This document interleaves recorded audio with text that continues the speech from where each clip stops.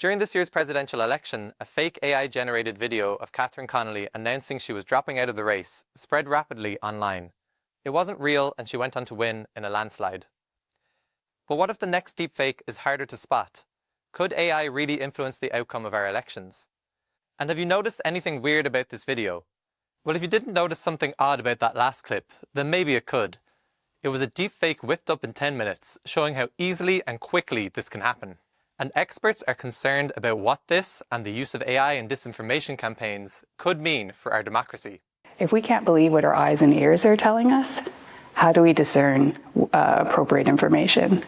And that's obviously a real problem for democracy if you're not able to trust your eyes and ears. Now we are moving into a scenario in which it becomes harder and harder, if not impossible, to distinguish between what is real, what is fake, what is true, and what is false. And I think that this is the most impactful effect of generative AI and deepfake. In the Dutch parliamentary election in October, the use of AI also became contentious. It was alleged that two MPs from the far-right PVV party shared AI-generated images on a Facebook page of Frans Timmermans, the then leader of the Green Left Labour Party.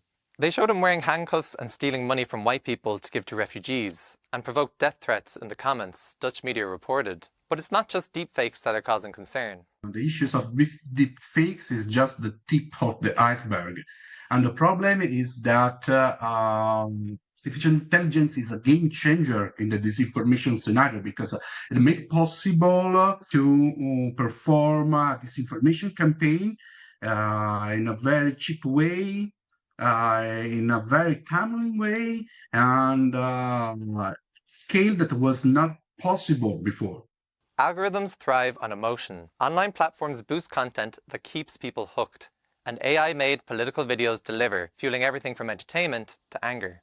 So what can be done about the situation? Solutions to deepfake technology, there isn't a single solution. There is effective regulation and practice codes.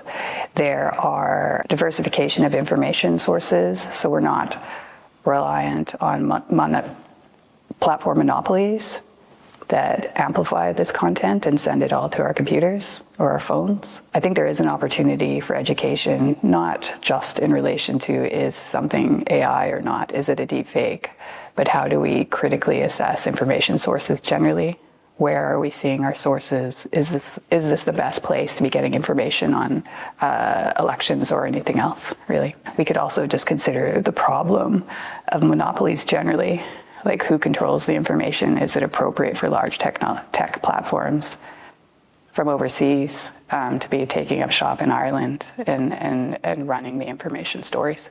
The EU has been making moves in the area through increased regulation. The first phase of the AI Act came into force in August 2024. It focuses on so-called high-risk AI that could pose significant risks to health, safety, or fundamental rights. Deepfakes are actually not considered high risk under the Act, but they do have to comply with transparency requirements. Despite this legislation, concerns remain about regulation keeping pace with the advancement of AI and the effective enforcement of rules by the EU against big tech companies. The European Commission has also said they want to simplify the AI Act as part of their recent competitiveness drive, which has led to concerns over its effectiveness. We will spare no effort to make Europe an AI continent.